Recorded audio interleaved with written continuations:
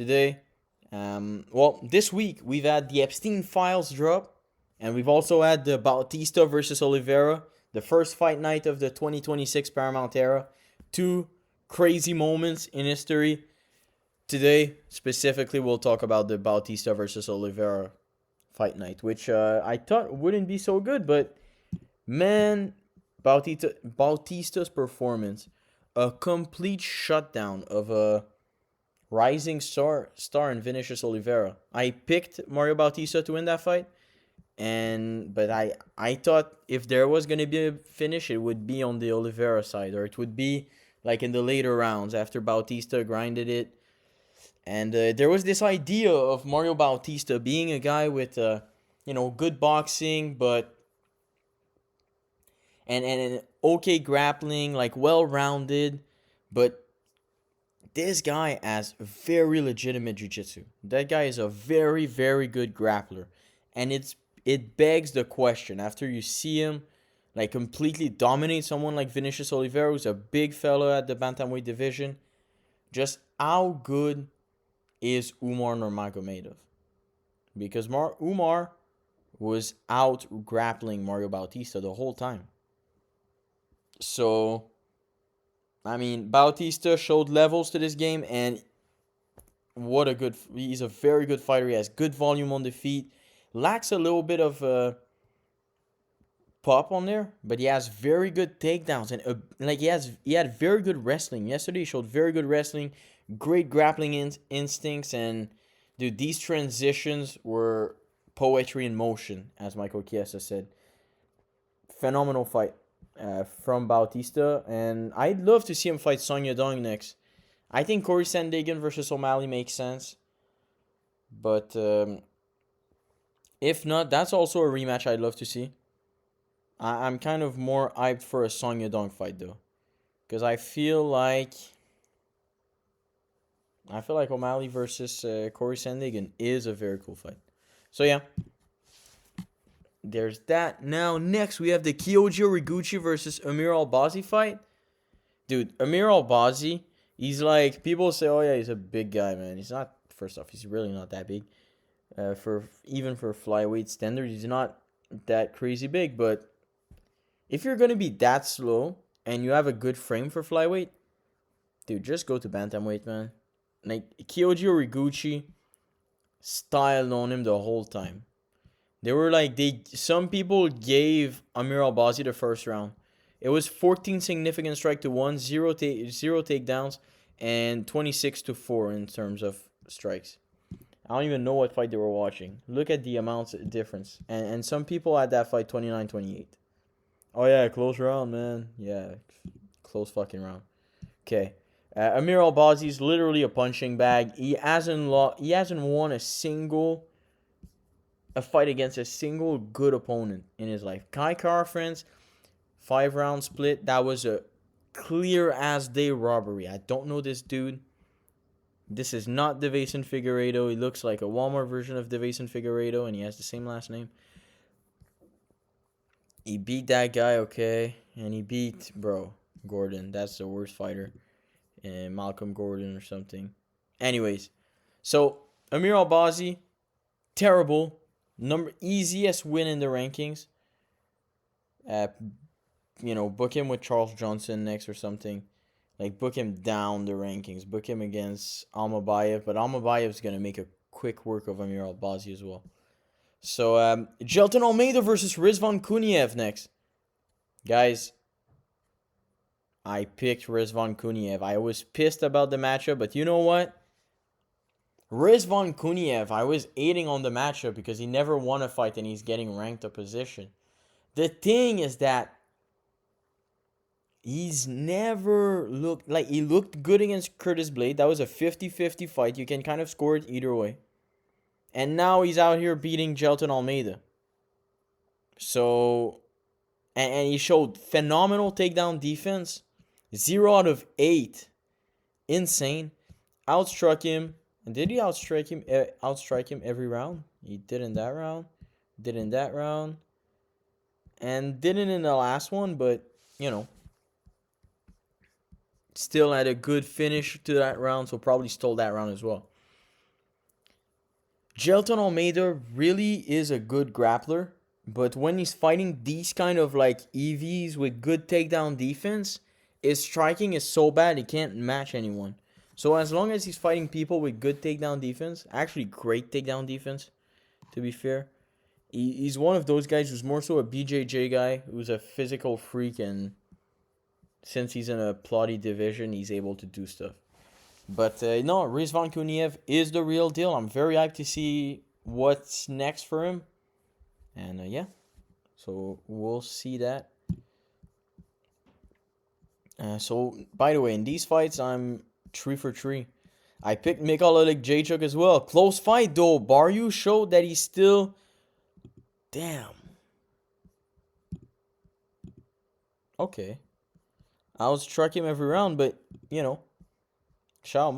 People talk about Marc-Andre Barriou and I act like Mikhail Jacek got checked yesterday. First off, we've seen Mikhail Jacek get like submitted by Kevin Holland in one round. No one is expecting Mikhail Jacek to be a world beater at this point, just because he trains with the fighting nerds. If you do, you're kind of you're a little bit special. Like, probably like go to special class. But Marc-Andre Barriou did good against Sharon Magomedov. People forget that. He did at least as good as Mikhail Jacek, so... And he even dropped him, I'm pretty sure. Bloodied him up and everything. So this idea that, like, having a close fight with Marc-Andre Barriou, which, by the way, he did have a close fight, but the strike counts are saying that, dude, he won every single one of those rounds. So, shout out Mikhail Jacek, good win. Man, shout out Marc-Andre Barriou. I love me some Marc-Andre Barriou. Always a fun fighter to see. And he's on a kind of resurgence. Even though he's losing, he's looking good each fight. So, and he had like that part where he got KO'd by Dustin Stoltzfus, which is insane. So now, looking forward to what happens to him next. Damn, I need to talk matchups, guys. Sorry. But, okay, so for Mario Bautista, I see Song Yadong. For Vinicius Oliveira, would have loved the Charles Jourdain fight. I think he should still fight in the rankings lower than him. Could fight... I would love to see him fight a guy like... I don't know, Damon Blackshear. Maybe he defends his spot against Basharat, bro. Fareed Basharat. Or... who's below him? Like Marcus McGee, maybe? Marcus McGee didn't do too bad against Peter Yan. That could be a good fight. I think he gets starched. Yeah, those are matchup ideas for him. I don't have a specific fight in mind for him. Next, for Amir Albazi, match him up with like a Charles Johnson, someone like that. Maybe someone who deserves to fight up in the rankings. He's going to be number 7, even though he's horrible. Put him against Ramazan Tamirov. I think that's good. Ramazan Tamirov beat Charles Johnson when he was like... And after that, he beat Loner Kavanagh. So we know he's good. I'd say, yeah, put Amir Albazi versus Ramazan Tamirov. Or Asuo Mabayev. Kyoji Origuchi. Don't match him up for the belt yet, but maybe a Manel Cap fight. Maybe... I know they fought in Risen. I think he beat him in Risen. Let me know if you guys know that. I can't remember. And do that, or the loser of Pantoja, of Joshua Van Tatsuro Taira, something like that. Rizvan Kuniev, you can match him up at the top of that division. Match him up with Volkov. Realistically, he shouldn't get a title shot. Then there's a Cyril Gane Thomas Pinot situation. Do Rizvan Kuniev versus Volkov. Yeah, I think that's a good fight. Mikhail Jacek. Dude. Mikhail Jacek. Match him up with... Kopylov could be a cool fight. I think he's getting whooped. But you could match him up with Kopylov, who's not on a good streak at all. He keeps losing. Marc-Andre Barrieu, do a like Kelvin Gastelum matchup or something like that. Gene Matsumoto versus Farid Basharat. I picked Gene Matsumoto to beat him. And okay, so round 1. Okay. 1 takedown. 1 reversal. 4 takedown, 1 reversal. Okay. Guys, I'm not gonna lie, I missed that fight. Did Farid Basharat versus Gene Matsumoto. Who actually won? Because the stats are kind of telling me that Gene Matsumoto should have won that fight. I'm not even going to count it as a loss. Well, I can't count it as a loss. I'll count it as a loss. I'm not going to be salty. So it's 4-1. Next, Dustin Jacoby, who I picked. Beat him, and then he KO'd him in the second round, man. Good performance. Dude, Dustin Jacoby is on a resurgence. He's a good striker, guys. He's a good fighter, man. Good fighter, especially in that light heavyweight division. He just lacks a little bit of durability and pop, but now he's getting these KOs, so it feels like he does have pop, and Dustin Jacoby with pop is a problem. You should get a ranked fight next. I mean, even Alex Pereira called for it. Obviously, Paramount is going to see that. So, shout out to them. Daniil Donchenko, a free win against Alex Morono. Alex Morono is a horrible fighter. Completely outstruck him every single round. So, yeah, man. Shout out Daniil Donchenko, the New Age Yuri Prohaska. His post-fights were funny, though. Next, we have Nikolay Veretnikov, who KO'd Nico Price. Thank God he did, because the Dodo Bird is not good. Nah, that's a Lucas Tracy reference. First round KO. Shout out Nikolay Veretnikov. I saw that fight at minus 300. I had to put him as a parlay piece. That was a clear fight that he was going to win. Guys, I did good on that card. Ketlin Souza versus Bruno Brazil. I'm pretty sure I picked Bruno Brazil.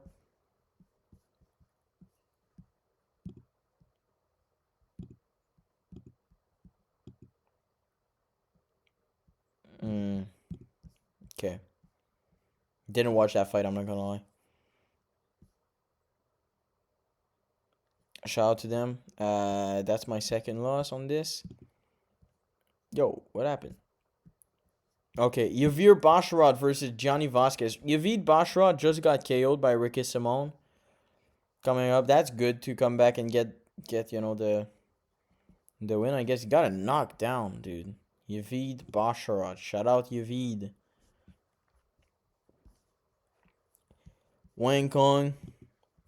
Always solid. Fought at catch weight because Eduardo Moura is a big fella, dude. I fuck with the air. Yeah, completely outstruck her, man. Dude, she got a knockdown. She get?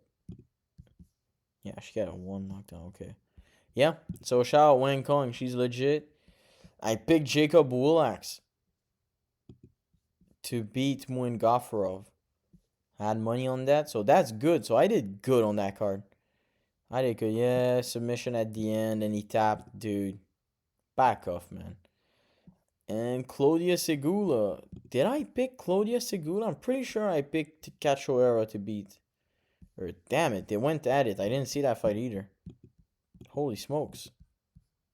Okay. Crazy. Pretty sure I picked Cachoeira, so I lost that.